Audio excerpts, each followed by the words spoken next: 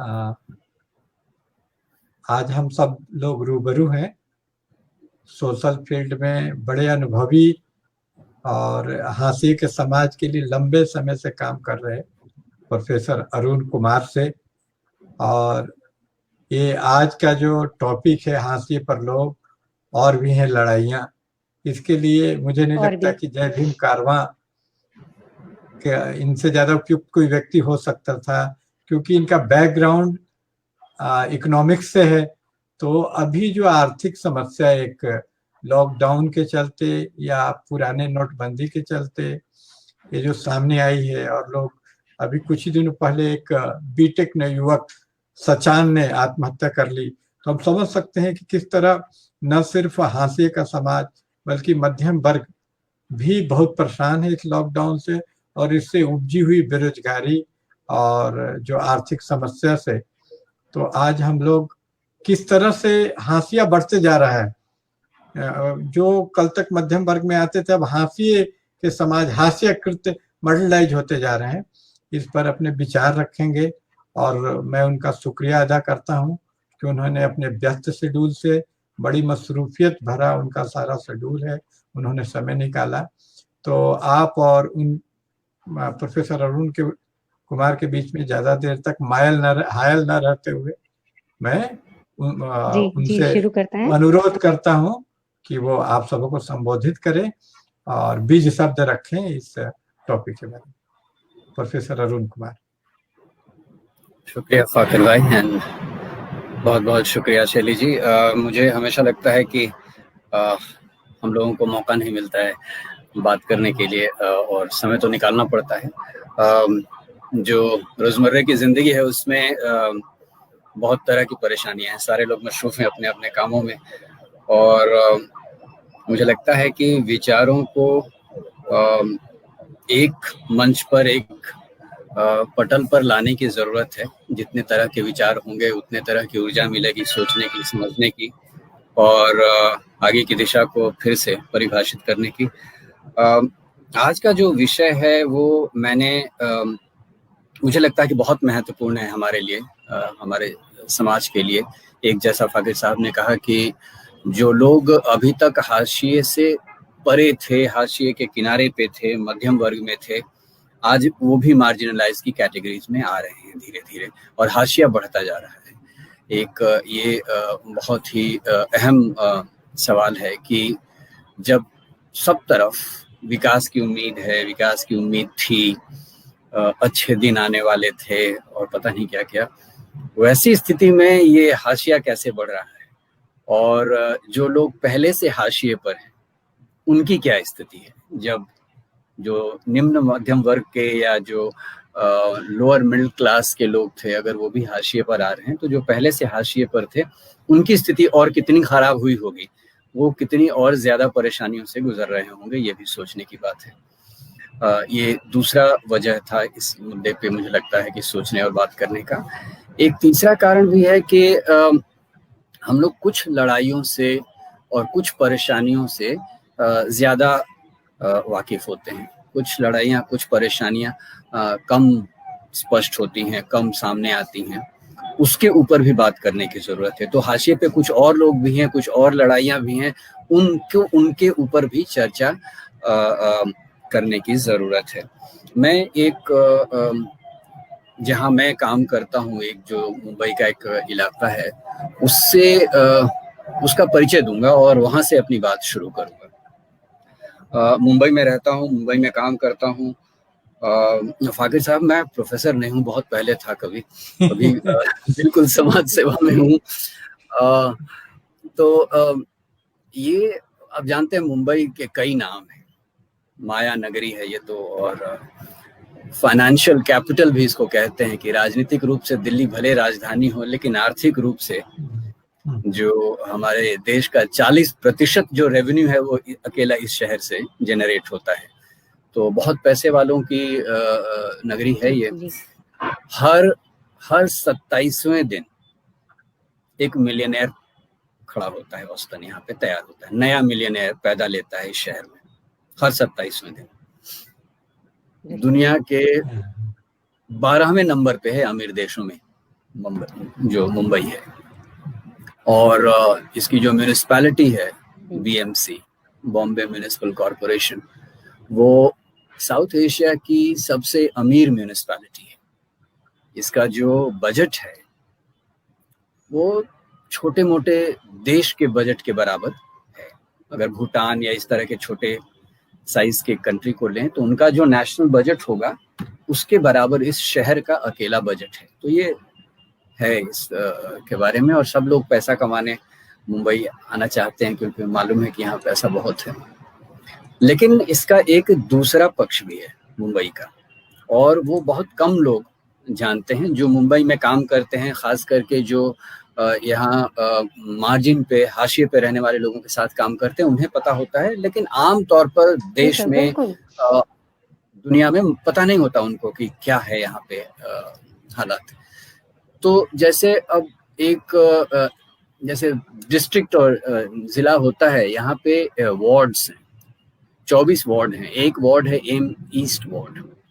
इस वार्ड में रहने वाले लोगों की जो औसत उम्र है वो 39 वर्ष है। जो एवरेज लाइफ, जो लाइफ एक्सपेक्टेंसी जिसको कहते हैं, वो 39 ईयर्स है। बहुत कम लोग जानते हैं इस बात को, बहुत कम लोग इस बात को सामने लाना चाहते हैं। जी सर, बिल्कुल यही था सवाल, यही था आपसे सवाल कि कौन से हाशिए के लोग हैं, वो लोग कौन हैं जिनके बारे में अर्बन आपने हमने डिस्कस किया था, वो कौन से लोग हैं जिनके बारे में हम बात करेंगे। आज जिन लोगों के बारे में हम बात करेंगे वो अर्बन हाशिए पे जो रहने वाले ज्यादातर लोग हैं, उनके बारे में बात करेंगे। कुछ बात और भी हाशिए पर लोगों के बारे में करेंगे जब हम नागरिकता और डिसएनफ्रेंचाइजमेंट की बात करते हैं, नागरिकता से हटाए जाने की बात जब करेंगे तो और लोगों की भी चर्चा करेंगे। लेकिन जो शहरों में रहने वाले लोग हैं, कि इतने अमीर शहर में ऐसी स्थिति हो जहां पर कि हर दूसरा बच्चा कुपोषण का शिकार हो, जहां पर कि औसतन परिवार की आमदनी महीने भर की 9,400 रुपए हो। मुंबई ऐसे शहर में 5 से 6 औसत परिवार की संख्या होती है, सदस्यों की संख्या होती है एक परिवार में। 5 से 6 लोग 9,500 से कम रुपए में महीना कैसे गुजारते होंगे, ये मुंबई का ही हिस्सा है। और बहुत कम लोग जानते हैं कि मुंबई की आधी आबादी, तकरीबन आधी आबादी स्लम्स में रहती है, जिसको इनफॉर्मल सेटलमेंट्स कहते हैं, जो झुग्गी झोपड़ी और जिसको बस्ती कहते हैं, उन बस्तियों में आधी आबादी रहती है। और जो भौगोलिक क्षेत्र है इन बस्तियों का, वो सिर्फ 8% है, यानी कि शहर के कुल 8% जमीन पे आधी आबादी रहती है, और आधी आबादी के लिए 92% जमीन है। तो आप समझिए कि पॉपुलेशन डेंसिटी जिसको कहते हैं, कि छोटे छोटे 10 बाई 10 स्क्वायर फीट के घर में कितने लोग रह रहे होंगे। तो ये एक स्थिति है। और गरीबी की, जहाँ पर 65-66% जो लोग हैं वो अब भी पानी खरीद कर पीते हैं, पानी का नल नहीं है, कम्युनिटी टॉयलेट्स हैं, घरों में हर किसी के व्यक्तिगत टॉयलेट नहीं है। यहाँ पर की जो कम्युनिटी टॉयलेट्स हैं, एक टॉयलेट के ऊपर, एक टॉयलेट सीट के ऊपर 145 लोगों की भीड़ है, यानी 145 लोगों के लिए सिर्फ एक टॉयलेट सीट है। ये मुंबई का दूसरा पक्ष है जिसके बारे में कम जानते हैं। आंकड़े तो बहुत ज्यादा हैं जिसके में ज्यादा विस्तार से जाने की जरूरत नहीं है। हम जो लोग इस सामाजिक विकास की दुनिया में हैं, वो भी किस तरह से इसको अप्रोच करते हैं, उसके ऊपर मैं बात करना चाहता हूँ। कि गरीब तबका है, वहाँ पे जो बेसिक फैसिलिटीज हैं, उन सुविधाओं का अभाव है, जिन सुविधाओं से एक डिग्निफाइड, एक इज्जत भरी जिंदगी मुमकिन हो सकती थी, उनका अभाव है। हम उसको वैसे ही देखते हैं और विकास का मामला समझ करके सारे के सारे एनजीओ काम करते हैं, क्योंकि गरीबी है और ये नहीं है, वो सुविधा नहीं है, सरकार से हमें मांग करनी चाहिए। कुछ लोग सरकार तक भी नहीं पहुंचते हैं, सिर्फ देते हैं।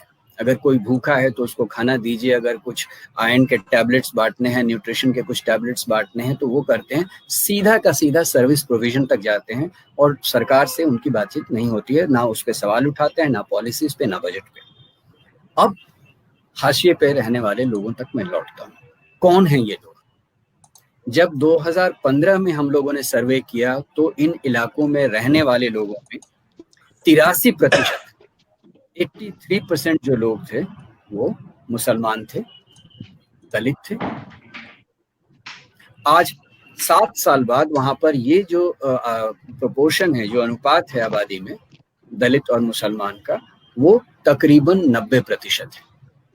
जहां पर एशिया का सबसे बड़ा लैंडफिल जिसको कहते हैं, डंपिंग ग्राउंड जिसे कहते हैं, जहाँ सारे शहर का कूड़ा वहां फेंका जाता है, वहां पे रहने वाले लोग 90% मुसलमान और दलित हैं। गरीब तो हैं और सारे के सारे एनजीओ गरीब समझकर ही कार्यक्रम चलाते हैं, लेकिन जो चीज नहीं आती है सामने वो ये है कि उनकी एक सामाजिक पहचान है। आप समझिए कि कौन लोग हैं जो पीढ़ी दर पीढ़ी बिल्कुल, वो कौन लोग हैं, हाँ, गरीब भी बने रहते हैं, और ये लोग शहरों में आते कहाँ से? सबसे पहले तो ये बात होनी चाहिए कि ये लोग जो इतना सारा अर्बन, इतने सारे हम गरीब गरीब बोलते हैं, ये कौन लोग हैं, इनकी सोशल क्या पहचान है, और ये लोग कहाँ से आए हैं? अब मैं इसी पे जाने वाला था कि अभी देखिए हर जगह शहरीकरण हो रहा है, गांव से गरीबों का पलायन हो रहा है। जो पहले वहां किसी तरह से मजदूरी करके, खेती करके गुजारा कर लेते थे, अब खेती मजदूरी से गुजारा नहीं हो रहा है। पूरा एग्रेरियन सेक्टर में अब उस आबादी को सस्टेन करने की क्षमता नहीं है, तो लोग शहरों की तरफ भाग रहे हैं। तो जो पहले गांव में ऑलरेडी हाशिए पर था, जिसके पास जमीन नहीं थी, जो मजदूरी करता था, जो जातिगत रूप से भी गरीब था, वंचित था और दबाया हुआ इंसान था, वो शहर की ओर भागा। अब शहर में जब आया तो वो कहाँ रह रहा है? जहां पर पूरे शहर का कूड़ा कचरा फेंका जाता है, जहां नाली बहती है, जहां पर कि टॉयलेट नहीं है। मुंबई में अगर आप फिल्म देखेंगे और जो नजारा दिखता है उसका बिल्कुल दूसरा पक्ष है ये सच्चाई का, जहां सारे के सारे गांव के लोग आ रहे हैं।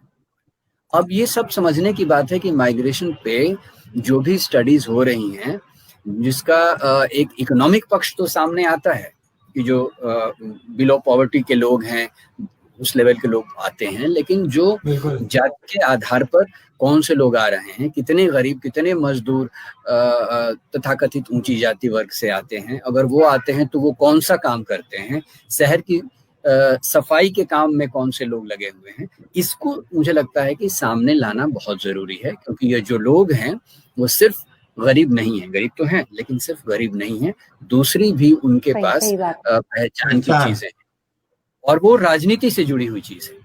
ये एक आखिरी बात कहूंगा, फिर मैं आपका अगला सवाल लूंगा। राजनीति से जुड़ी हुई इसलिए है कि जब हम लोग बजट की एनालिसिस करते हैं कि जहां पर इतनी ज्यादा गरीब संख्या में लोग रह रहे हैं, वहां पर विकास के लिए किस तरह का बजट आता है, किस तरह का खर्च होता है वहां पे, तो साल दर साल आप देखेंगे कि बाकी जगह की तुलना में इन जगहों में जहां पर कि इस जाति और धर्म विशेष के लोग ज्यादातर रहते हैं, वहां विकास बहुत देर से, बहुत मुश्किल से पहुंचता है। तो ये आपके पास देखेंगे बजट एनालिसिस में कि बीएमसी के पास भी हेल्थ के ऊपर, एजुकेशन के ऊपर, ओवरऑल डेवलपमेंट के ऊपर जो बजट है वो खत्म नहीं हो पाता, खर्च नहीं हो पाता। लेकिन इन इलाकों में पीने के लिए पानी नहीं है, टॉयलेट नहीं है। तो सिर्फ ऐसा नहीं है कि विकास पहुंचा नहीं है, विकास नहीं भी पहुंचना चाहिए, पहुंचने से रोका भी जा रहा है। ये सब समझने की जरूरत है। इट्स जस्ट, मतलब वो जिसको कहते हैं ना कि लैक ऑफ डेवलपमेंट नहीं है, सिर्फ शायद डिनाइल ऑफ डेवलपमेंट भी है। और ये शायद जब हम सोचेंगे कि ये डिनाइल ऑफ डेवलपमेंट है, आपने बहुत अच्छी बात कही। बहुत सारे लोग उसी फ्रेमवर्क पे काम करते हैं ना कि विकास नहीं हुआ है तो चलो वहां जाकर के काम करते हैं, विकास होगा। लेकिन आप ये भूल जाते हैं कि वहां पीढ़ी दर पीढ़ी एक तरह से लोगों को रखा गया है, क्योंकि खास तरह का जो लेबर है उसकी जरूरत होती है शहर को। अगर आप उनको, उनकी सोच यही है कि वो जो गटर है, गटर में घुसेगा कौन, अगर आप, उनका जो फ्रेमवर्क है वो यही है। इसीलिए एक जाति का सफाई के साथ, शहर को मेंटेन करने के साथ सीधा सीधा संबंध होता है। वो जो गांव में काम कर रहा था, शहर में आने के बाद भी बहुत बदलाव उसकी जिंदगी में देखने को मिलता है। जी सर, यही था मेरा अगला सवाल कि क्या ऐसा रहता है कि जो लोग गांव में पीढ़ी दर पीढ़ी जो काम करते हैं, वही काम उनको शहर में भी, उनको जाके वही सब कुछ दोबारा मिलता है, वही उनके साथ दोहराया जाता है। सिर्फ वो थोड़ी बहुत चीजें बदल जाती हैं। क्या हमें ऐसा देखने पर ऐसा लगता है कि पीढ़ी दर पीढ़ी वो गांव में भी गरीब था, वो शहर में भी गरीब है? आप इन चीजों से प्रैक्टिकली जुड़े हुए हैं, तो क्या आपको ऐसा लगता है कि वाकई में ऐसा है, या उनकी स्थिति में, उनकी आर्थिक स्थिति में, उनकी सोशल स्थिति में कोई बदलाव आता है शहर में जाने से? मुझे लगता है कि शहर जो लोग गांव में भी थोड़ी बहुत बेहतर स्थिति में थे, वो लोग आकर के तुलना में अच्छा करते हैं। लेकिन जिनकी हालत वहाँ खराब थी, जो फिजिकल लेबर के अलावा, शारीरिक श्रम के अलावा और कुछ नहीं कर सकते, हम लोगों ने जो स्टडी किया है यहाँ पे वो दिखता है कि जैसे कोई अगर 40 साल से यहाँ रह रहा है, 40 साल से रहने के बाद भी किसी परिवार के पास इतनी बचत नहीं है कि अभी जो कोविड-19 और लॉकडाउन हुआ, तो उस लॉकडाउन में वो 8 से 9 दिन तक भी अपने परिवार का पेट भर सके। जो जिसकी दूसरी पीढ़ी यहाँ रह रही है, तीसरी पीढ़ी यहाँ रह रही है, उसके पास भी बिल्कुल, आपने तो शहर में ऐसे लोगों को देखा है। तो मुझे लगता है कि जब हम लोग इसकी बात करते हैं कि कौन लोग हैं, और सबसे बड़ी बात जानने की ये है कि शहर को इसकी चिंता नहीं है। जी, जिसको बिल्कुल। श्रम से फायदा हो रहा है। जैसे एक मैं उदाहरण दूंगा कि जब ये कोविड-19 और लॉकडाउन शुरू हुआ सब जगह की तरह मुंबई में भी, तो लोगों ने अचानक सोचना शुरू किया कि कितने माइग्रेंट वर्कर्स होंगे मुंबई में। मतलब किसी के पास एग्जैक्ट डेटा नहीं है, हमने कभी जानने की कोशिश नहीं की कि उनको गिना जाए। कहा लोगों ने 7-8 लाख होंगे। ये अप्रैल की शुरुआत की बात है। जुलाई के दूसरे तीसरे हफ्ते तक ये उनका जो अनुमान था वो 27-28 लाख तक चला गया। पहले लोग सोचते थे कि 7-8 लाख होंगे, वो 27-28 लाख लोग जो तथाकथित श्रमिक ट्रेन चलाते थे, उस ट्रेन में जो टिकटें बिकी, उन टिकटों को आप गिनेंगे तो लगेगा कि 25-26 लाख से ज्यादा लोग शहर छोड़ के जा चुके हैं।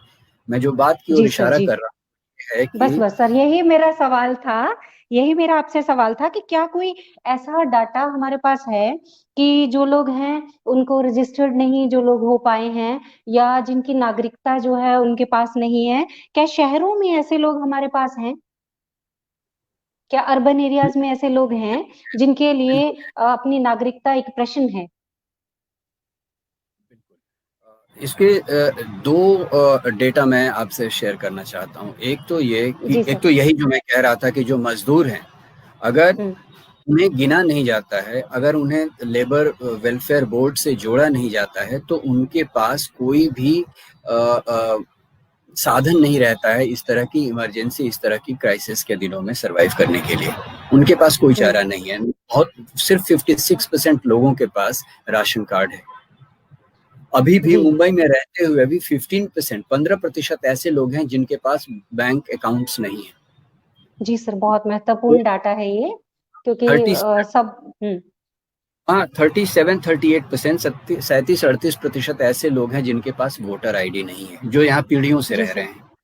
तो ये जो मैं कहने की कोशिश कर रहा हूँ कि अगर आपका एक अनुमान था कि हो सकता है कि 7-8 लाख मजदूर होंगे, 1.5 महीने बाद वो संख्या पहुंच जाती है 27-28 लाख। यानी किसी ने ना उनको गिनने की जरूरत समझी और ना हमारे पास कोई रिकॉर्ड है। इसलिए जब रिकॉर्ड नहीं है और जब आप गिने नहीं गए हैं, तो आप तक किसी भी तरह से जो वेलफेयर है, जो कल्याण के जो कार्यक्रम चलते हैं, वो आप तक नहीं पहुंचेंगे, क्योंकि आप तो गवर्नमेंट के रजिस्टर में सर्वाइव ही एग्जिस्ट ही नहीं करती हैं। तो एक डाटा ये। दूसरा डेटा मैं दूंगा जिस वार्ड की मैं बात कर रहा था, एमिस्ट वार्ड में सरकार के हिसाब से तकरीबन 8 लाख लोग रहते हैं। हम लोगों का ये अनुमान है, और ये बहुत उन्हीं के दूसरे डेटा से ये रिलेटेड है कि कम से कम वहां पर 12 लाख लोग रह रहे होंगे एक वार्ड में। यानी 4 लाख लोग कम गिने गए हैं या गिने नहीं गए हैं। जब एक डिस्ट्रिक्ट में 4 लाख लोग, और जो ज्यादातर मैं कह रहा हूँ कि वो मुसलमान हैं और दलित, बहुत महत्वपूर्ण बात है आपकी। के पास क्या पहुंचेगा, सुविधा पहुंचेगी। तो ये एक तरह का डेटा है जो अर्बन स्लम्स में और ये सिर्फ मुंबई की बात नहीं है, बड़े बड़े शहरों के तमाम स्लम्स, तमाम जगह ये झुग्गी झोपड़ी में यही स्थिति है। लोगों के पास अपनी नागरिकता और उनको वेलफेयर सिस्टम से फायदा लेने का कोई भी उनके पास जो पहचान का पत्र होता है वो नहीं है। पहचान दूसरा नहीं। जी सर जी। दूसरा जो बहुत इंटरेस्टिंग डेटा है वो सिर्फ शहर का नहीं है, जैसे हम लोग बहुत लोग कहते हैं कि जैसे नोटिफाइड ट्राइब्स के लोग हैं, हाँ, जो पहले जी। मंतु जातियां थी 1871 में, आपको मालूम है कि उनको पूरा जो औपनिवेशिक कानून बना था जिसके पूरी की पूरी जाति और समाज को अपराधी घोषित कर दिया गया था। 1952 में बिल्कुल इसकी बात करते हैं, गया। लक्ष्मण गायकवाड़ इसकी बात करते हैं हमेशा। जी जी बिल्कुल बिल्कुल।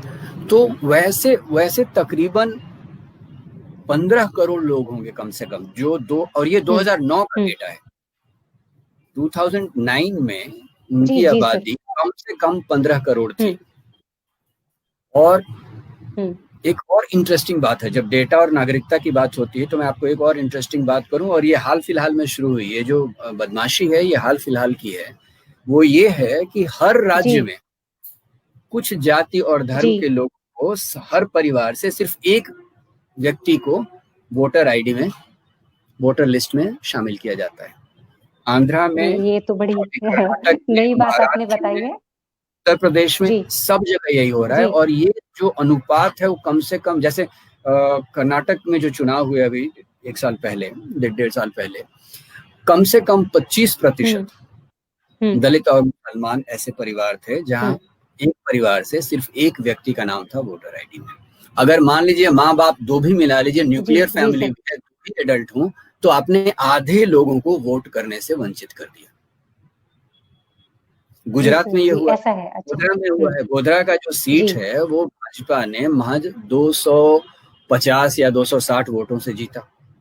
और आप देखिए कि वहां कितने हजार लोगों को वोटर लिस्ट में शामिल नहीं किया गया था। एक मिसिंग वोटर्स करके एक ऐप है जो फोन पे भी है। हम सब लोगों से ये गुजारिश करेंगे कि इस ऐप को अपने पास रखिए, और जब भी आपको मौका मिलता है अपने लोगों को जोड़ने की कोशिश कीजिए। ये जो नागरिकता से लोग निकाले जा रहे हैं, एक तो ये है कि जो ऑलरेडी नागरिक है, वोटर आईडी है, सब कुछ है, फिर भी उसके पास सरकार और इसकी जो स्कीम्स है वो नहीं पहुंचती। एक तो वो है। दूसरी स्थिति है कि आप हैं लेकिन आप नहीं हैं, होते हुए भी नहीं है, क्योंकि आपके पास कोई आइडेंटिफिकेशन, कोई सबूत नहीं है, पेपर्स नहीं है। तो मुझे लगता है कि ये जो नागरिकता का सवाल है वो इस तरह से देखना चाहिए कि जो लोग देश अपने श्रम से, अपनी मेहनत से चला रहे हैं, उनके लिए देश क्या कर रहा है, और उसको जानने के लिए मुझे लगता है कि जो आज का जो विषय है वो उसका सार वो यही है कि हम लोग क्या करते हैं कि, और हमारी मजबूरी भी है कि रोजमर्रे की लड़ाई में हमारे पास, किसी के पास वक्त नहीं मिलता है कि बड़े कैनवास को देखा जाए, कैसे सिटीजनशिप व्यक्तिगत लोगों को निकाला जा रहा है।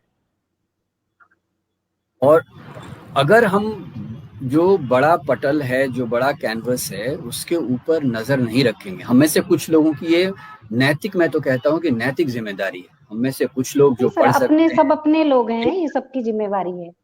क्योंकि होता क्या है कि पूरा का पूरा समुदाय है वो हर दिन भूख में और प्यास में और उसी काम में और उसी लड़ाई में फंसा रहता है। उसके ऊपर से 10 तरह के शोषण उसके ऊपर हर दिन होते रहते हैं। तो बहुत कम लोगों को मौका मिलता है कि इन बड़े सवालों के ऊपर भी लिखा जाए, और मुझे लगता है कि वो एक्सटेंड करने की जरूरत है। अगर हम अपना कैनवस को एक्सपैंड करेंगे तो और ज्यादा लोग उसमें आएंगे, और ज्यादा से ज्यादा लोगों को समेटने का ही राजनीति जो है वो बहुजन का राजनीति है। मुझे लगता है कि उसके बगैर हम लोगों को ये कोशिश रहेगी, जो सुविधा भोगी वर्ग और सुविधा भोगी जातियां हैं उनका हमेशा अटेम्प्ट यही रहेगा कि आप जो रोजमर्रे की लड़ाई, जिंदा रहने की जो मशक्कत है उसी में रहें, उससे ऊपर ना उठे। कि ये जो सवाल है कि अब जीडीपी हो रहा है, बेरोजगारी हो रही है, और पता नहीं मिलिट्री में कितना एक्सपेंडिचर होना चाहिए, इंडस्ट्री को कैसे रिवाइव करना चाहिए, इस पे तो सोचने का कोई मौका ही नहीं मिलेगा। आप कहाँ सोचते हैं? किस बहुजन चिंतक का आता है, अनलेस कि वो उसी मुद्दे पे काम कर रहे हो या पढ़ा रहे हो। आमतौर पर हर दिन की जो बहस होती है उसमें हम लोग नहीं है, हम लोग बस अपनी अपनी लड़ाई में इतने व्यस्त हैं और इस तरह से दबे हुए हैं कि बड़े जो सवाल हैं वो छूट जाते हैं। और एक इससे मुझे ये जोड़ लेने दीजिए बात, और ये खास करके जो लोग एनजीओ फील्ड में या सोशल डेवलपमेंट फील्ड में हैं उनके ऊपर भी कैसे लागू होती है बात। कि अगर आप किसी इलाके में काम कर रहे हैं और वहां किसी तरह की समस्या है तो आप उस समस्या से सीधे जुड़ते हैं, यहाँ तक तो ठीक है। जैसे आप जी अगला सवाल उठाइए कि भाई ये समस्या है क्यों, बिल्कुल। सरकार पैसे क्यों नहीं दे रही है, खर्च क्यों नहीं कर रही है, या खर्च ठीक से क्यों नहीं हो रहा है, तो आप जी रेड एरिया में आते हैं, आपके ऊपर नजर शुरू हो जाती है। यहाँ से जब आप पॉलिसी जी के ऊपर अगर सवाल उठा देंगे तब तो आपका समझिए कि आपकी फंडिंग बंद, आपके ऊपर 50 तरह के केस और ये सब चीजें शुरू हो जाती हैं। मेरा जी मतलब यह है कि जब तक हम लोग छोटे छोटे सवाल, छोटी छोटी चीज हर दिन की लड़ाई में रहते हैं, तब कोई किसी को मतलब नहीं है, वो सब अलाउ करते हैं। जैसे आप बड़े सवालों को उठाना शुरू करती हैं तब दिक्कतें शुरू हो जाती हैं। और जो लोग आज आप देखेंगे कि जो देश में भर में जो बुद्धिजीवी हैं, जो इस तरह के सवाल उठाने वाले, बड़े बड़े सवाल उठाने वाले लोग जो जी जेलों में जी बंद हैं, जी जेलों में किस लिए, इसीलिए बंद है सर बड़े अच्छा, सवाल। इससे जेल से मुझे याद आया, एक सवाल और है मेरे पास कि आपको क्या लगता है कि जो ट्रायल पे अपराधी रहते हैं वो कौन से वर्ग से, उनकी सोशल लोकेशन क्या होती है, वो कौन से लोग होते हैं? आपने बिल्कुल सही कहा है, उसमें ज्यादातर लोग जो हैं वो आप जो पूरी आबादी में जो अनुपात है जी दलित लोगों का या मुसलमान लोगों का, उससे कहीं ज्यादा जी अनुपात, जेल में जो जितने कैदी हैं उनका अनुपात देखिएगा तो वहाँ दलितों की संख्या बहुत ज्यादा है। जी अगर देश में सरकारी आंकड़े के हिसाब से 16-17% अगर दलित हैं तो वहां पर जी 23% जो कन्विक्टेड है, जो अंडर जी ट्रायल्स हैं, सोचिए उसमें तो 10 में से 7 की स्थिति यही है। जी जी सर।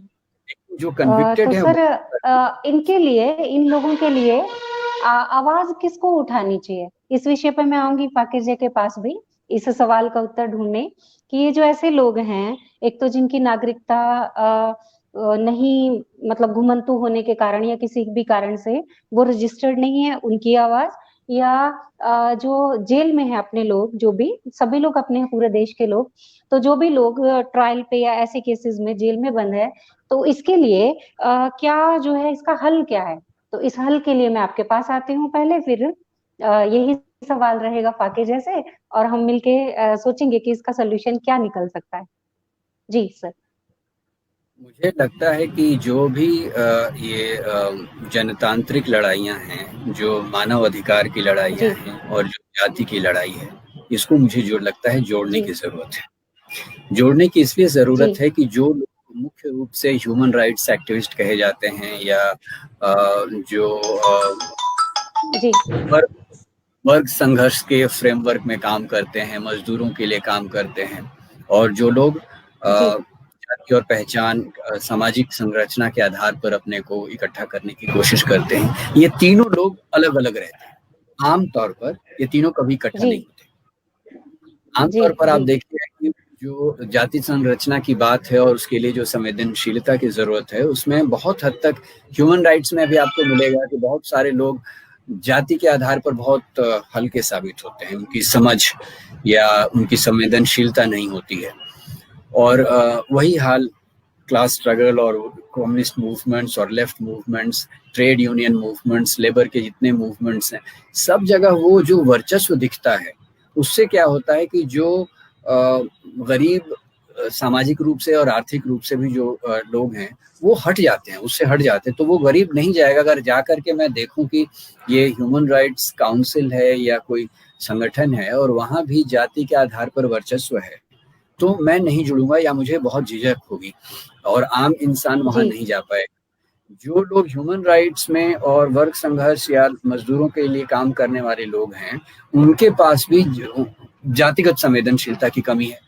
तो दिक्कत जी यही है कि हमारा जो काम है, जो हम लोग जो इन तीनों चीजों से परेशान है, इकोनॉमिक जी स्तर पे भी, मानवीय अधिकार, सोशल जस्टिस के फ्रेमवर्क में भी परेशान है, और जी हर दिन जी जो जाति का सोशियोलॉजी है उससे भी परेशान है। हमारी जी लड़ाइयाँ जी जो है 3 गुना जी ज्यादा डिफिकल्ट है बाकी लोगों से, क्योंकि बिल्कुल। हमें ह्यूमन राइट्स के लिए भी लड़ना है, इकोनॉमिक फ्रीडम के लिए भी लड़ना है, फ्रेमवर्क पॉलिसी चेंज वगैरह के लिए भी लड़ना है, और जी जो मेहनत और मजदूरी की लड़ाई है वो तो है ही। मैं यहीं पे अपनी बात रोकता जी हूँ। फाकिर साहब अपनी बात रखें। जी जी सुनते हैं, फाकिर सर को सुनते हैं। ये जो तीनों समस्याएं हैं एक दूसरे से जुड़ी हुई हैं, बहुत सही कहा प्रोफेसर अरुण कुमार ने। इसी में मैं जोड़ना चाहूंगा कि सबसे पहले अव्वल तो ये इकोनॉमिक समस्या में इकोनॉमिक अर्थ बड़ा छिछले लिया जाता है यहाँ पर। जैसे अगर किसी की आर्थिक स्थिति की बात चलती है तो प्रायः उसको पर कैपिटा इनकम में रिड्यूस किया जाता है कि उसका प्रति व्यक्ति आय क्या है, तो बस यही। इसी कारण आरक्षण का भी आधार देखिए, प्रति व्यक्ति आय, जो ओबीसी आरक्षण की मैं बात कर रहा हूँ, तो उसमें प्रति व्यक्ति आय को आधार बना दिया गया है।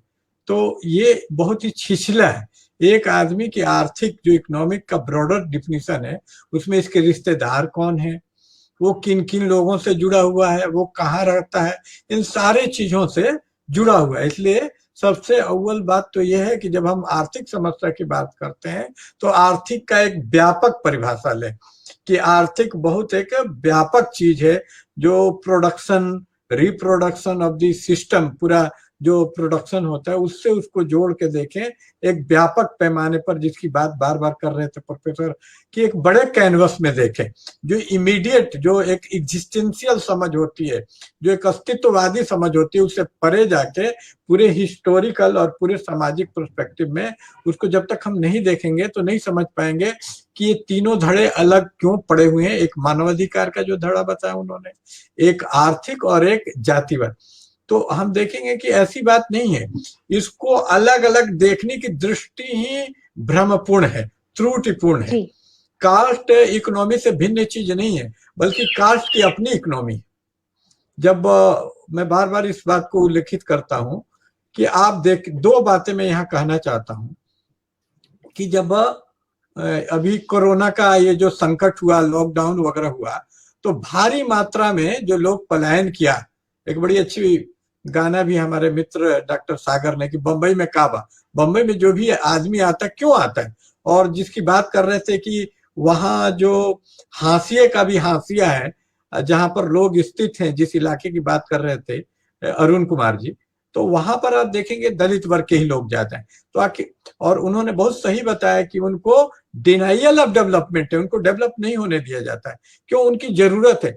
तो इकोनॉमी की कौन सी ऐसी मजबूरी है कि उनको ऐसे ही बनाए रखा जाता है, जबकि अगर जो बुर्जुआ इकोनॉमी है, जिसको पूंजीवादी इकोनॉमी बोलते हैं, उसमें इनको डेवलप कर लेना, जो किन्सियन इकोनॉमी कम से कम है कि उनका डेवलपमेंट पूरे बुर्जुआ सिस्टम के पक्ष में है, क्योंकि उससे उनका परचेजिंग पावर बढ़ेगा, तो वो भी मार्केट में अपना योगदान देंगे।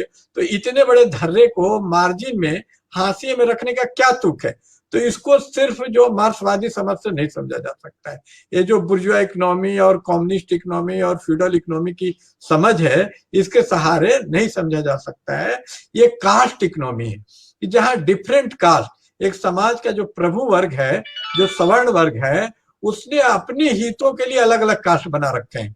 उसको अगर एक सफाई का जरूरत है तो उसने कास्टी सफाई वाला बना दिया, अगर उसको संगीत और उसको अपना बड़ाई सुनने का मन है तो एक भाट ढोलरू वगैरह कास्ट बना दिया। तो अपनी जरूरतों के मुताबिक उसने पूरा उसी के इर्द गिर्द सारा इकोनॉमी वो रिवॉल्व करती है। तो ये कास्ट इकोनॉमी डिक्टेट करती है कि इतने सारे लोग जो पलायन किए, तो आप देखेंगे कि ज्यादातर इसमें छोटे मोटे पुचका बेचने वाले दाई नौकर लोग ज्यादातर थे, जो यहाँ से 1,000 किलोमीटर जो पैदल चले गए, जो दिल्ली से झांसी पैदल जा रहे हैं।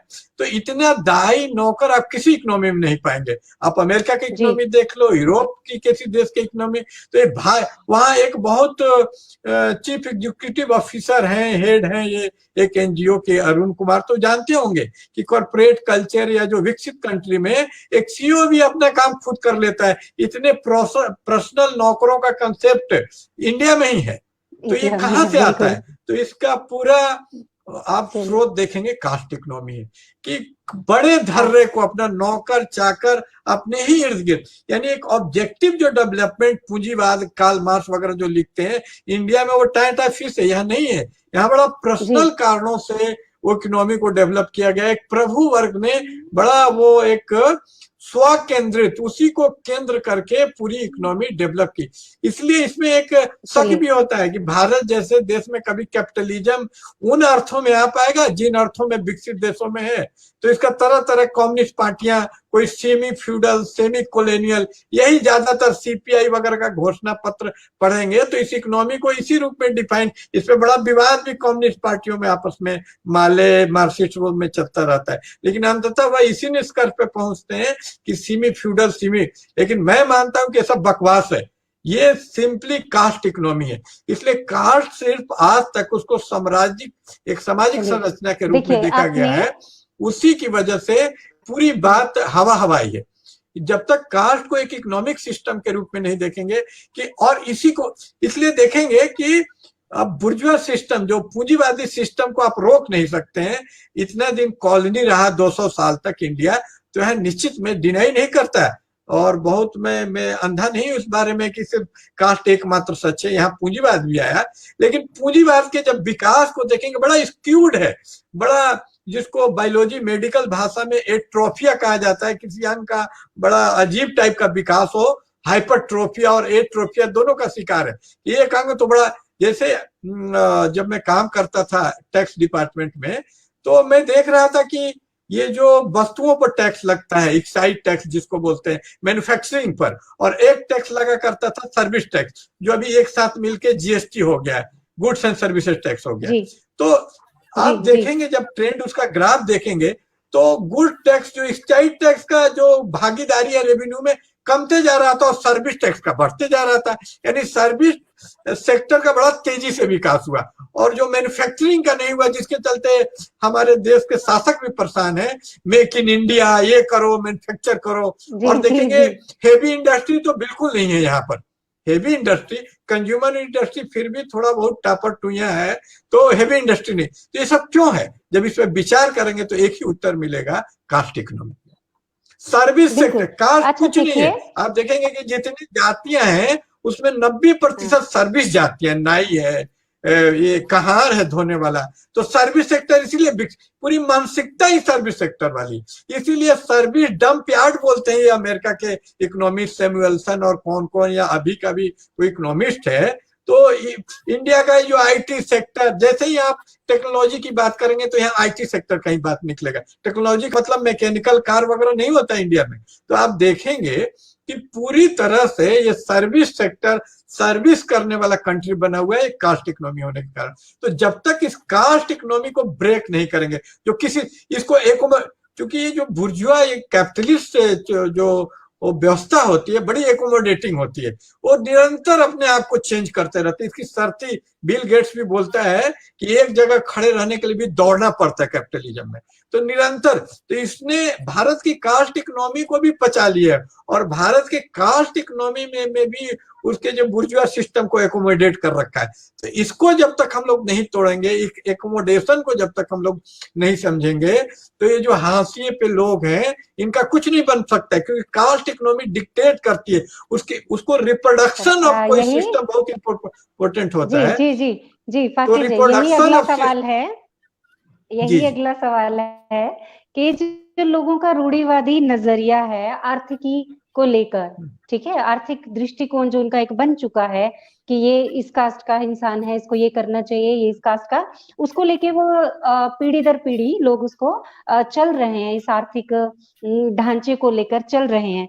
तो इस रूढ़िवादी ढांचे को, इस ये जो एक कोई दूसरी फील्ड में चला जाता है, कोई आदमी जो अपनी फील्ड से अलग क्षेत्र में चला जाता है, तो इस रूढ़िवादी नजरिए को हम कैसे बदल सकते हैं?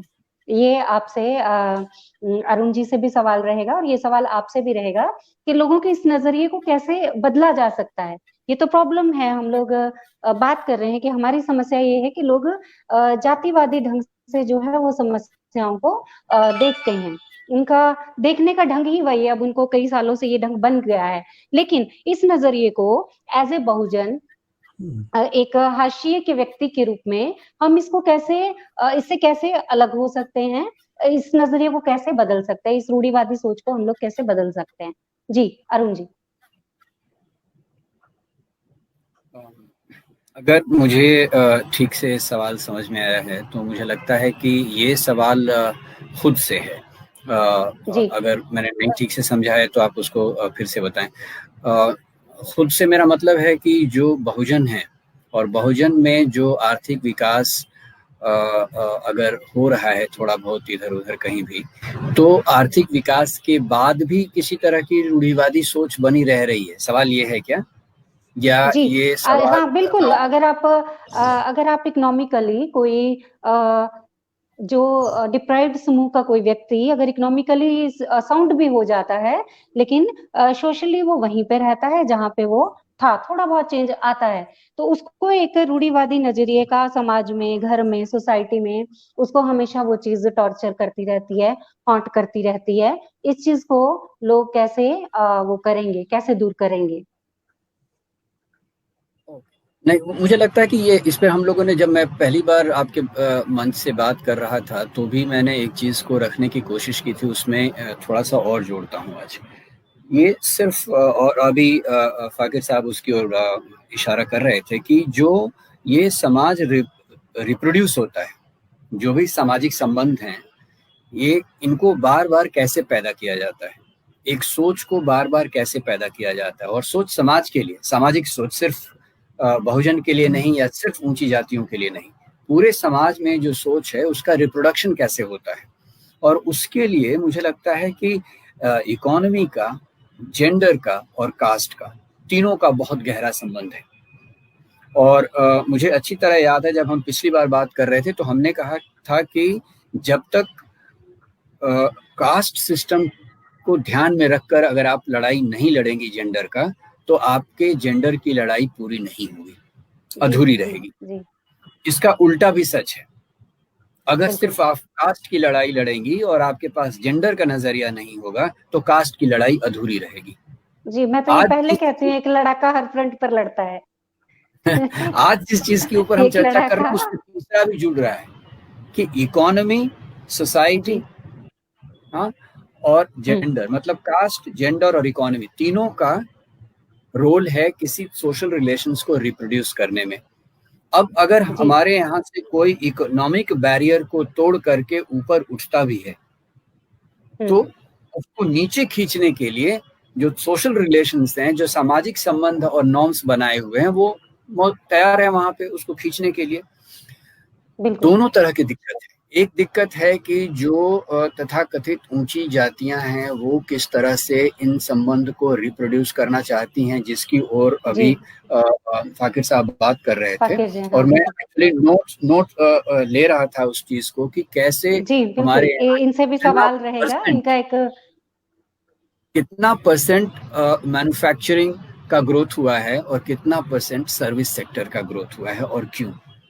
तब तक उन्होंने इस बात को जोड़ा यहाँ पे, और ये बिल्कुल सही बात है कि इसका एक ही कारण है कि एक खास तरह का जो लेबर कंट्रोल करने का बहुत तरह, मतलब कितने उदाहरण हैं। जैसे आप अभी चूंकि एक मुसहर जाति पे चर्चा हो रही थी कुछ दिनों पहले, ये जाति थी ही नहीं, ये जनजाति थी और इसको 400-500 साल पहले जाति फ्रेमवर्क में लाया गया। जाति फ्रेमवर्क में इसलिए लाया गया क्योंकि वहां पर काम करने के लिए, वहां पर खास करके जहां धान उगाया जाता है, लेबर इंटेंसिव होता है, वहां पे अन्न उगाने के लिए, धान में काम करने के लिए लगातार डोसाइल कंट्रोल्ड लेबर फोर्स की जरूरत थी। उसको लाया गया जाति के फ्रेमवर्क में और दलित बनाया गया, अछूत बनाया गया। ये जो जय अभी बात कर रहे थे कि उसी के अनुसार, अपनी जरूरतों के अनुसार जाति बना ली गई है ना, यही बात। और काम करने के लिए बनाई गई। अब ये सवाल रहेगा, मुझे लगता है जय का अगला प्रोग्राम भी है इनका, तो इनसे एक मोटा मोटी हल पूछ लेते हैं कि ये जो हम बात कर रहे हैं, आप इन बातों के, इन समस्याओं का हल क्या सोचते हैं? फाकिर जय। मेरे पास समय कम है तो मैं जितना संक्षेप समय में यही उतने में बताना अपने चाहूंगा बिल्कुल कि पेशागत जाति को तोड़ना होगा। ये जाति जी सिस्टम का जो पेशा से जुड़ा हुआ है, और इसके अपवाद मिल सकते हैं, लेकिन बड़ा सत्य यही है कि पेशे से जुड़ी होती हैं जातियां। और हजाम है, नाम ही देख लीजिए ना, हजाम पेशा ही जाति जी का नाम है, जाति और पेशे का अलग अलग नाम भी नहीं होता है। मुसहर जाति की जिसकी बात की तो देखिएगा उसके जाति से उसके पेशे का पता चलता है। मुसहर यानी मूठ मारने वाली जाति, और खेतों में सब प्रॉब्लम था तो उनको लाया गया कि इससे वीड कंट्रोल एक टाइप का करने के लिए। तो ये पेशे का जाति को तोड़े बगैर, और इसके लिए सबसे बड़े ये नहीं हो पाया, इसके लिए सवर्ण कम्युनिस्ट लोग जिम्मेदार हैं। कम्युनिज्म वगैरह की अभी बात करने बिल्कुल बंद करनी चाहिए, क्योंकि भारत में बुर्जुआ क्रांति ही अभी तक घटित नहीं हुई है। तो भारत में जो एक डेमोक्रेटिक क्रांति घटित होनी चाहिए, वही परिवर्तन जब तक नहीं आएगा ये सब समस्याएं घटित नहीं होगी। और ये डेमोक्रेटिक एक फ्रेमवर्क लाने के बाद ही सब जातीय फ्रेमवर्क को हम लोग तोड़ सकते हैं, क्योंकि आपको विकल्प चाहिए तो उस विकल्प को लाए। आज तक कोई वो विकल्प लाने का कोशिश नहीं किया, तो आप बात जितना भी करते रहिए आपका जाति सिस्टम नहीं तोड़ने वाला है। तो जाति का ये जो कास्ट इकोनॉमी है, it should be for present it should be replaced by democratic framework, democratic जो सिस्टम से। और ये जो कम्युनिस्ट डेमोक्रेटिक ही आलोचना शुरू कर देते हैं, जो आया ही नहीं अभी इंडिया में, तो इससे बड़ा वो काल्पनिक ढंग का और जमीनी बात नहीं हो पाती। तो जमीनी बात यही है कि फॉर अभी जो समस्या है, जो इमिनेंट समस्या है, वो एक डेमोक्रेटिक सिस्टम कायम, जहां पर कोई भी पेशा, जो हमारा संविधान बोलता है कि you can choose your profession of own volition. जब आप 14 से लेके 30 तक आर्टिकल पढ़ेंगे तो उसमें ये हर जगह है कि आप देश में कहीं भी जा सकते हैं, और कोई भी पेशा जिसको वोल्यूशन शब्द का वहां पर यूज किया गया है, तो उसमें अपने ढंग का जो भी है पेशा चुनने का स्वतंत्रता, ये डेमोक्रेसी लागू करने के बाद हो पाएगी। और यहाँ पर भी जो लोग अपने अपने जाति पर गौर करते हैं वो गलत है। अपनी जाति को तोड़ने की जरूरत है, उसको पीछे छोड़ने की जरूरत है। इसलिए बाबा अम्बेडकर ने कभी भी समरसता वगैरह की बात नहीं करके एनिहिलेशन ऑफ कास्ट की बात की, और यही इसका सोल्यूशन। जी जी जी जी, बहुत शुक्रिया। और आपको शुक्रिया बुलाने के लिए। और मैं विदा लेना चाहूंगा, एक और कार्यक्रम रख दिया है बिल्कुल इसी मुद्दे पे। नमस्कार अरुण जी, जय भीम। नमस्कार, जय भीम पाकिस्तान, मिलेंगे फिर। मैं सिर्फ ये जोड़ना चाहता हूँ, रहेगा सवाल आपसे बहुत सवाल है मेरे पास। तो आपके लिए मेरे पास सवाल है कि हम बहुत सारी हम बातें करते हैं, बहुत सारे हम हल खोजते हैं, लेकिन आप तो प्रैक्टिकली वाकई में आप उन लोगों से जुड़े हैं, अपने एनजीओ के थ्रू आप जुड़े हैं, लोगों से जमीन से जुड़े हुए हैं। लेकिन जो लोग जमीन से नहीं जुड़े हैं, उन्हें आप क्या सुजेस्ट करना चाहेंगे कि किस तरह वो आम लोगों से जुड़े? जैसे मान लीजिए कोई बहुजन के मन में बहुत विचार आते हैं कि मुझे काम करना चाहिए, मेरे पास संसाधन है, या मेरे पास मेथड है, या मेथड नहीं है लेकिन मेरे पास आइडियोलॉजी है कि मुझे काम करना है। तो उसको आम लोगों से जुड़ने की शुरुआत कहाँ से करनी चाहिए, उसको क्या करना चाहिए? देखिए, शुरुआत तो जो जहाँ पर है वहीं से हो सकता है। मतलब अगर मैं कहीं काम कर रहा हूँ, पढ़ा रहा हूँ, या किसी दफ्तर में हूँ, कहीं भी हूँ, तो जो भी मेरे संपर्क में लोग हैं, मेरा स्टेक होल्डर वही है, मेरी कंस्टिट्यूएंसी वही बन जाती है। अगर स्कूल है या बाजार है, दुकान है, जहाँ भी हूँ, खेतों में हूँ, जो मैं जहाँ, एक तो शुरुआत वही होनी चाहिए। दूसरी चीज ये है कि मुझे लगता है कि जो इसको बढ़ाने का जो काम है, जो जिसकी ओर हल्का इशारा फाकिर जय कर रहे थे, कि जो पेशे से जुड़ी हुई चीज है उससे निकलें, और जो ओवरऑल डेमोक्रेटिक स्ट्रक्चर है उसको लाएं, उसको मजबूत करें और यहाँ पे लाएं, ताकि लोगों के पास वो, मुझे लगता है कि उसके ऊपर थोड़ा और सोचने की जरूरत है, गहरे ढंग से सोचने की जरूरत है कि अगर हम लोग जो मैं तो बहुत ज्यादा शहर में ही जो चीजें परेशानियां हैं उनसे जुड़ा हुआ हूँ, गांव में और देहात और इलाकों में मेरी समझ बहुत अच्छी नहीं है। लेकिन मुझे लगता है कि जो लोग इस डेमोक्रेटिक फ्रेमवर्क से बाहर हैं, और ऐसे लोग कम से कम 15 से 20 करोड़ होंगे। 15 से बिल्कुल यही बात बोलते हैं लक्ष्मण गायकवाड़, इतना ही घुमंतु जनजातियों का आंकड़ा बोलते हैं। वो तो पूरे डीएनटी का पॉपुलेशन है, जो डीनोटिफाइड ट्राइब्स हैं उनकी वो जनसंख्या है। लेकिन कम से कम 12 करोड़ वयस्क लोग, वोटर्स, उनके बच्चों की मैं बात नहीं कर रहा हूँ, बच्चों के जोड़ोगे तो 20 करोड़ से ज्यादा वो आबादी होगी। कम से कम 12 करोड़ वोट देने वाले लोग वोट देने से वंचित रखे गए हैं। अगर उनको हम इस फ्रेमवर्क में नहीं लाते हैं, उनको चुनने का अधिकार, राजनीतिक उनकी जो एजुकेशन है उसमें शामिल नहीं करते हैं, तो फिर ये तो शुरुआत ही नहीं हो पाएगी डेमोक्रेसी को लाने के लिए बात और डेमोक्रेटिक सेटअप बनाने की वो बात। सब भारत के नागरिक हैं और सब लोगों को आना चाहिए इस मतलब सब लोगों को उनके अधिकार मिलने चाहिए विदाउट कास्ट एंड क्रीड, इन सबके अलावा सबको वोट देने का कम से कम सभी को अधिकार होना ही चाहिए। अच्छा सर, अगला सवाल मेरा आपसे ये रहेगा कि हमें किस चीज पर जो है वो बात करनी चाहिए, हमारा फोकस जो है, किसी भी जागरूक व्यक्ति का फोकस जो है वो कहाँ पे रहना चाहिए, उसकी सोच का केंद्र, उसके एक्शन का केंद्र क्या होना चाहिए? मुझे लगता है कि दो चीजें होती हैं हमेशा, खास करके जब आप जी वो तमाम लोग, वो तमाम वर्ग, तमाम साथी लोग जो चीजों को बदलने से जुड़े हैं। बिल्कुल बिल्कुल, बहुत लोग मैं ऐसा खास सोचते हैं कि हमें कुछ करना है, लेकिन उनको ये नहीं पता चलता है कि इसका फ्रेमवर्क क्या हो, इसका ढांचा क्या हो। वही मैं कह रहा हूँ कि उसके लिए दो चीज़ों की ज़रूरत होती है। एक तो ये होता है कि हम कहते हैं कि चीज़ों को क्रिटिसिज्म करना ज़रूरी है, डिस्ट्रॉय करना ज़रूरी है क्योंकि चीज़ें गलत हैं। आप जी देखिएगा कि जो सोच, जो बातचीत होती है, खास करके मैं बहुजन जो विचार और मंच होते हैं, मैं उनकी बात करता हूँ। आप देखिए कि हमारा कितना समय सिर्फ क्रिटिसिज्म में जाता है, समाज का जी क्रिटिसिज्म, कभी तो अपनी ही लड़ाई का, अपनी ही तैयारियों का, अपने ही आंदोलन का क्रिटिसिज्म, जो जी जरूरी है, लेकिन संरचना के ऊपर, कंस्ट्रक्शन के ऊपर, कंस्ट्रक्टिव व्यूज के ऊपर कि मेरा आइडियाज ये है, आपके आइडियाज क्या हैं बनाने के, उसके ऊपर बिल्कुल, बहुत एक कम बातचीत होती है। राजा होने के लिए राजा की तरह व्यवहार करना पड़ता है, मान के चलना तो पड़ता है। यस वो मुझे लगता है कि वो जो दरिया दिली जिसकी बात आप कर रही हैं, वो डेमोक्रेसी का हिस्सा है। डेमोक्रेसी से मेरा मतलब है कि जब कोई भी 10 लोग इकट्ठा होंगे और बातचीत करना शुरू करेंगे तो डिफरेंसेस होंगी, मतभेद होंगे। किसी भी बिल्कुल, स्वस्थ समाज का ये लक्षण है कि वहाँ पहली मतभेद होंगे। निशानी, बिल्कुल बिल्कुल, लोग बिल्कुल। अपने विचार रखेंगे। अब डिफरेंसेस के साथ कैसे कंस्ट्रक्टिव रहा जाए, डिफरेंसेस के जी साथ कैसे क्रिएट किया जाए, ये बड़ी जी चुनौती है।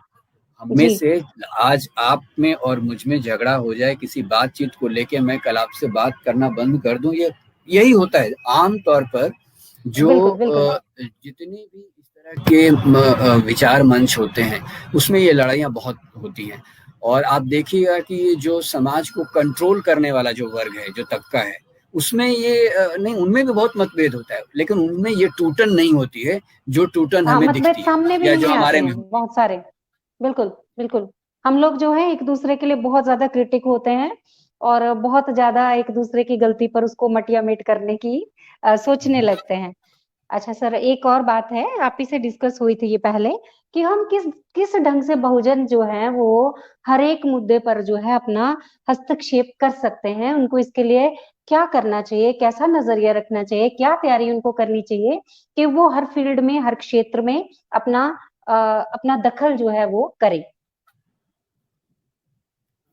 मुझे लगता है कि हम जितने दुनिया भर में, सिर्फ हिंदुस्तान में जी नहीं, सिर्फ जातिगत नहीं, दुनिया भर में जितने जो गरीब और सताए हुए लोग होते हैं, वो सबसे पहली जो अपनी लड़ाई की शुरुआत करते हैं वो अपनी पहचान से करते हैं और अपना इकट्ठा होते हैं, खुद इकट्ठा होते हैं कि बिल्कुल जितने अश्वेत जी हों एक जगह हो जाएं, जो एक जाति है, जो दबाए हुए लोग हैं वो एक जगह, तो वो पहचान से उनकी शुरुआत होती है और ये बिल्कुल स्वाभाविक बात है। मुझे लगता है कि लड़ाई को मजबूत करने के लिए, जैसे मैं आज का जो विषय था कि हाशिए पे और भी हैं, जी जी उन लोगों जी को भी जी देखना चाहिए। तो ये कैसे होगा, ये जो हमारा जो सोचने का तरीका है उसको हम कैसे एक्सपैंड करेंगे। तो जी दिक्कत कहाँ होती है कि हम में से बहुत लोग बहुत बार डरते हैं। ये डर होता है कि कहीं अगर जो मेरी असली लड़ाई है, जो जातिगत लड़ाई है, इसको छोड़ करके किसी और चीज पे मैं बात करूं तो कहीं बिखर तो नहीं जाऊंगा, मेरी जो सीमित बिल्कुल ऊर्जा है वो बिल्कुल उसमें तो नहीं हो। ये सोच के लोग डरते हैं। तो जी मुझे लगता है कि जो किसी चीज को पकड़ के रखने की जरूरत है, मैं हमेशा जब अपने यहाँ लोगों के बीच बात करता हूँ तो एक जिसको अंग्रेजी में एनालॉजी कहते हैं, जो जी बिंब या ऐसा कुछ होगा हिंदी का शब्द, कि जी जी पेड़ पेड़ और पंख, हाँ जी पेड़ जड़ से जुड़ा हुआ है। अपनी बिल्कुल जड़ को पहचानिए, भूलिए मत, लेकिन पेड़ मत बनिए। मुझे बिल्कुल लगता है कि हम बिल्कुल सब लोगों को ये पंख को इस्तेमाल करने की जरूरत है। कहते हैं ना कि पेड़ फैलाना चाहिए, जब अपने तक पंख आपके फैलाने चाहिए। कहने, अगर आपके पंख फैलेंगे नहीं तो आपकी पीठ पर वो बोझ है। जब वो बिल्कुल पक्षी की फैलेगा तरह, तभी वो बिल्कुल। वो उड़ने का देखिए, जरिया है। अंडे देने जमीन पर आ जाते हैं, पानी में भी तैर लेते हैं और उड़ भी लेते हैं। तो अपनी क्षमताओं का इतना विस्तार करना चाहिए कि हम सब फ्रंट पर आ सकते हैं। हमारे पास असीमित या ऊर्जा होती है हर इंसान के पास। मुझे जैसे यही मान लगता लीजिए है मैं एक कि स्त्री हूँ। मुझे यही लगता है कि हम लोगों को जो अपना सोचने का, किसी चीज़ पे टिप्पणी करने का, पढ़ने का, विचार रखने जी का, वो कैनवस को एक्सपैंड करना पड़ेगा। मैं बार-बार कहता हूँ कि जैसे अभी अगर हम शहर में रहने वाले गरीब लोगों की बात करें और उनके इकोनॉमिक्स की बात करें, उनके बेरोज़गारी की बात करें, तो ये भी बात हमारी सीधी लड़ाई से जुड़ी हुई है। जो मैं सारे आंकड़े रख रहा था और कह रहा था कि यहाँ भी रहने वाले जो लोग परेशानी में जी रहे हैं, उनमें जी जी बहुतायत जो हैं वो दलित हैं और मुस्लिम हैं। बिल्कुल और आदिवासी होंगे कुछ इलाकों में। तो बिल्कुल बिल्कुल अगर बिल्कुल अगर हम अपने लेंस को बरकरार रखते हैं, लेकिन हम इकोनॉमिक्स पे भी बात करें, हम बजट पे भी बात करें, हम फॉरेन पॉलिसीज बिल्कुल पे भी बात करें, मैं अक्सर कहता हूँ कि एक छोटा सा आप एक्सरसाइज कीजिए, छोटा। और सब जी लोगों को, आज जितने लोग मेरी बात सुन रहे हैं, मैं उनसे ये गुजारिश कर रहा हूँ, छोटा सा एक्सरसाइज कीजिए। वो आपको 24 घंटे का अपना एक लिस्ट बनाइए। जब आप उठते हैं तो क्या करते हैं, जी यहाँ से लिस्ट बनाइए, और शाम को जब आप रात को सोने जाते हैं तो आखिरी चीज बिस्तर पे लेटते हैं, यहाँ तक की लिस्ट बनाइए। जो हम हमेशा, मैं कहता हूँ कि एवरीडे लाइफ का स्टूडेंट बनने की जरूरत है। जी एवरीडे लाइफ क्या है, जब आप स्टूडेंट बनेंगे, आप उठेंगे तो आपको पानी की जरूरत होगी, चेहरा धोना होगा, चाय बनाना होगा, बाहर टॉयलेट के लिए जरूरत होगी, फिर नहाने के लिए पानी की जरूरत होगी, खाने की जरूरत होगी, काम पे है या बेरोजगार। अगर आप लिस्ट बनाएंगे तो उसमें बहुत सारी चीज मिलेगी जिसके ऊपर हम विचार नहीं रखते हैं। मैं जी सिर्फ एक एक्सरसाइज कह रहा हूँ कि अगर आप लिस्ट बनाइए 24 घंटे में किन किन चीजों से आपका साबका होता है। बाजार जाते हैं, पुलिस वाले से मिलते हैं, किसी शिक्षक से मिलते हैं, सब्जी वाले से मिलते हैं, अपनी पत्नी से झगड़ा करते हैं, अपने बच्चों को पीटते हैं, वो पूरी लिस्ट बनाइए। देखिए आपको समाज बदलने की और कितनी चीजों के ऊपर काम करने की जरूरत है।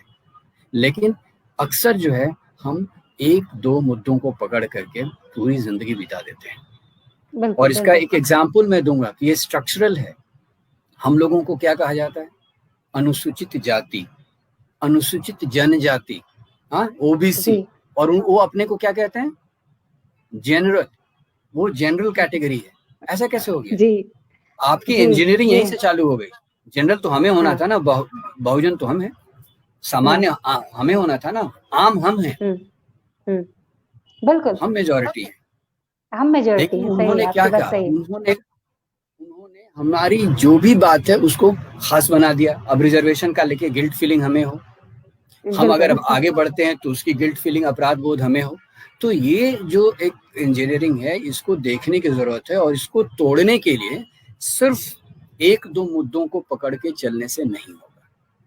बिल्कुल किसी भी बिल्कुल चीज में जैसे, और वो आप देखिएगा कि हम लोगों में से बहुत बार ये होता है कि अगर आम किसी भी फिलॉसफी की बात हो जी तो उसके लिए किसको बुलाया जाता है बात करने के लिए। बिल्कुल लेकिन अगर समाज पे बात करने के लिए हो रही है तो किसी एक दो दलित को भी बुला लीजिए, भाई दलित चिंतक भी आ जाएंगे, तो आपको बिल्कुल बुलाया जाए बिल्कुल दलित चिंतक या बहुजन चिंतक के रूप में। आप आम नहीं चिंतक बिल्कुल और आम मैं दार्शनिक के रूप में क्यों नहीं बुलाए जाते हैं? तो ये बिल्कुल जो बिल्कुल आम और खास का ये तरीका बहुत है ना। बहुत आपने सही बोला, ये बहुत सही बात बोली कि हमें दायरे में कैद क्यों किया जाता है। हम कॉमन है, हम आम व्यक्ति हैं भाई, हम मेजोरिटी में जो है वही आम व्यक्ति है।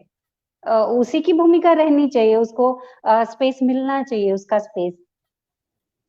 ये आपकी बात से मैं सहमत हूँ, चीजों इस को, बात से मैं पूरी हाँ, तरह। जोड़ने की, जी, अपना वो फलक बढ़ाने की बात है, उसको फैलाना पड़ेगा। बिल्कुल, उसके लिए यही है कि अपने ज्ञान को, अपने नजरिए को, दोनों को अपडेट रखा जाए, है ना।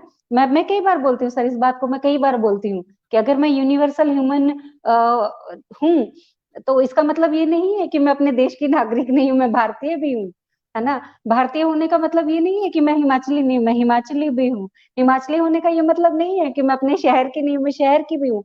तो एक आदमी को अपनी आइडेंटिटी के साथ उसकी जितनी आइडेंटिटीज जुड़ी होती हैं, मान लीजिए मैं स्त्री हूँ तो मेरे साथ स्त्री होने की आइडेंटिटी भी है मेरी, तो मुझे अपनी सभी आइडेंटिटी को क्लेम करना चाहिए। मुझे भी ये लगता है, मुझे आपका नजरिया मतलब एक ब्रॉड माइंडेड व्यक्ति को होना चाहिए, उसका नजरिया इतना बड़ा होना चाहिए कि वो अपने आप को सब जगह वो जो है वो क्लेम करे, अपनी आइडेंटिटी को क्लेम करे, क्योंकि वो सिर्फ एक पर्सन की आइडेंटिटी नहीं है, वो एक बहुजन की एक उसमें जो एक बड़ी साजिश है, वो साजिश को भी समझने की जरूरत है। वो साजिश ये जी है कि आपको सीमित किया जाता है कि आप ज्यादा से ज्यादा एक वर्ग, जाति, कभी कभी जेंडर की ही चिंतक जी हो सकती है, उससे बड़ा बिल्कुल आप मत सोचिए।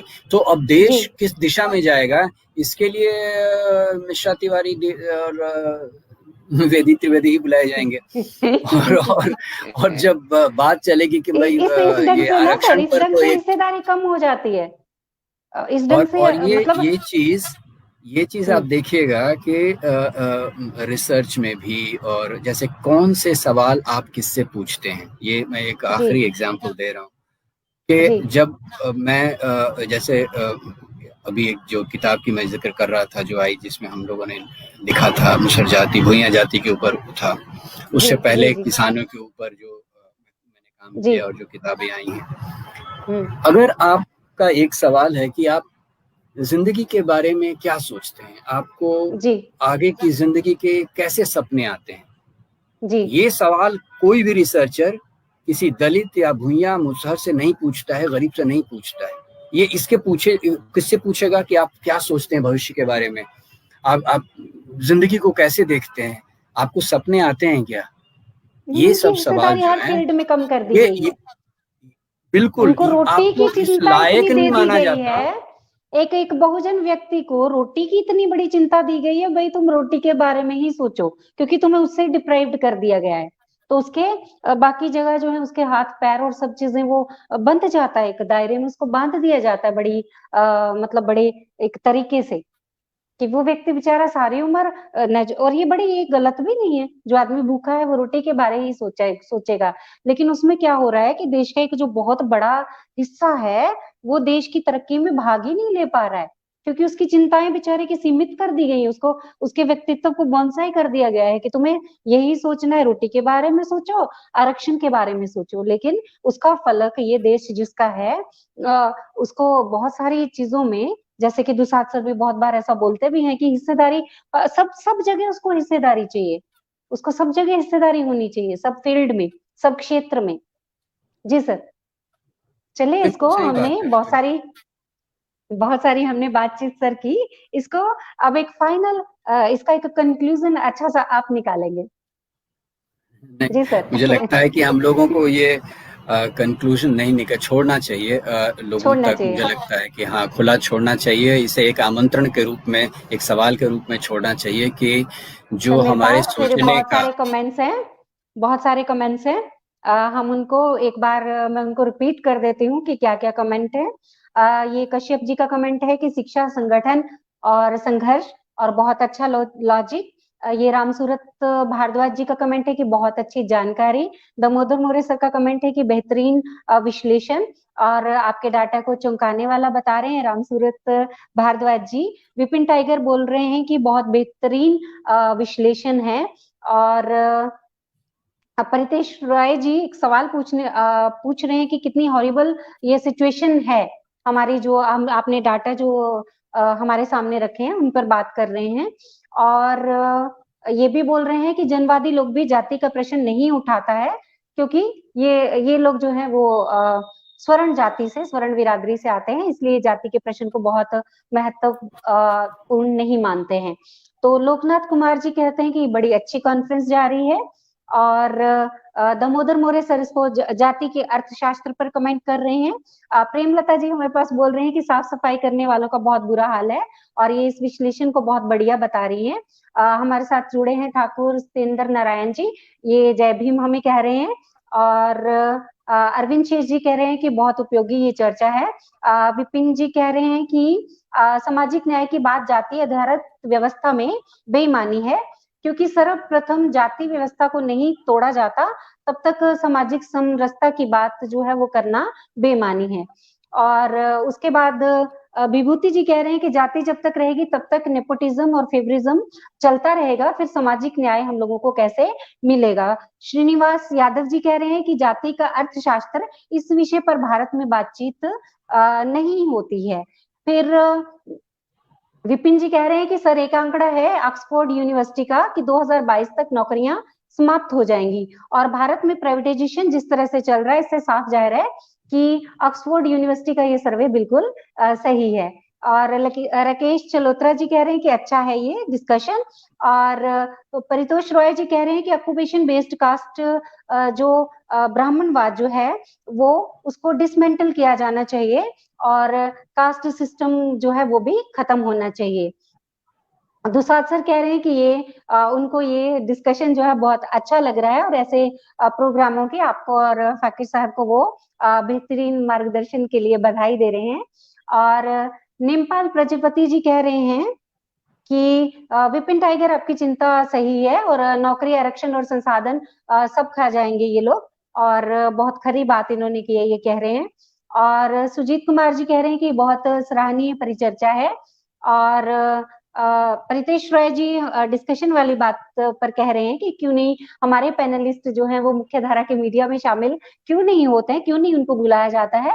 तो उस पर ये रख रहे हैं कि उनको नहीं बुलाया जाता है क्योंकि वो सारे जो मीडिया हाउसेज हैं उनको कंट्रोल करने वाले जो लोग हैं वो सारे फॉरवर्ड कास्ट के लोग हैं, और वो लोग हमारे जो चिंतक हैं उनको महत्व नहीं देते हैं।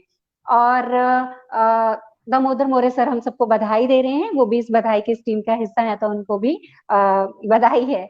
विपिन टाइगर कह रहे हैं कि आजादी की पूर्व भी लोगों की प्राथमिक आवश्यकताएं थी, गाना भी है इस पर, रोटी कपड़ा और मकान, और आज भी वही बनी हुई है। और मुझे लगता है कि जिंदगी के संघर्ष पर रोटी कपड़ा और मकान का संघर्ष इतना ज्यादा बढ़ जाता है कि आम व्यक्ति जो है वो देश की मुख्य धारा हो ही नहीं पाता है, क्योंकि उसको अपने वो पेट की चिंता, अपने बच्चों के भविष्य की चिंता, क्योंकि उसके पास पहले कोई संसाधन है ही नहीं है तो उसको ये चिंता रहती है। प्रेमलता जी जो है वो भी हमें जय भीम नमो बुद्धाय, आपको भी प्रेमलता जी हमारी तरफ से भी और बधाई दे रही हैं प्रेमलता जी। तो सर मेरे ख्याल से अब इस चीज को हम लोग जो है इसको खत्म करें, एंड करें इसको, है ना। आपका बहुत बहुत धन्यवाद सर, आप आए, बहुत अच्छा लगा आपसे बातचीत जो है वो हमेशा कुछ सिखाने वाली होती है, हमेशा आपसे कुछ सीखते हैं। आपका समय बहुत कीमती है, फिर भी आपने हम लोगों के लिए समय दिया और बहुत अच्छा बातचीत और डाटा जो मैं दोबारा सुनूंगी, तो इसके लिए आपका बहुत बहुत धन्यवाद है, आपके आभारी रहेंगे। जय भीम सर। जय भीम, जय भीम। मैं शुक्रगुजार हूँ।